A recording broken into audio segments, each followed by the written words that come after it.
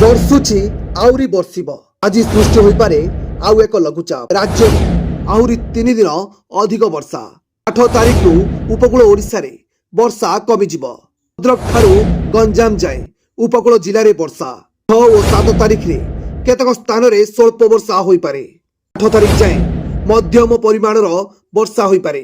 ଜୁଲାଇ 10 ରୁ 12 ତାରିଖ ଯାଏଁ ପାଗର ସାମାନ୍ୟ ପରିବର୍ତ୍ତନ ହୋଇପାରେ।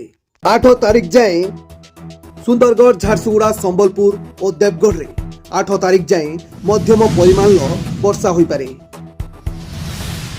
ଓଡ଼ିଶାର ସମ୍ବଲପୁରରୁ କଳାହାଣ୍ଡି ଯାଏଁ ମଧ୍ୟମ ଧରଣର ବର୍ଷା ସମ୍ଭାବନା ରହିଛି। ବ୍ୟୁରୋ ରିପୋର୍ଟ, 10 ବଜା ଟିଭି। एमिति नुआ नुआ न्यूज अपडेट पाई आम चैनल को सब्सक्राइब करंतु। हाँ, लाइक शेयर करिया पाई जमा भी भूलिबेनी। नमस्कार।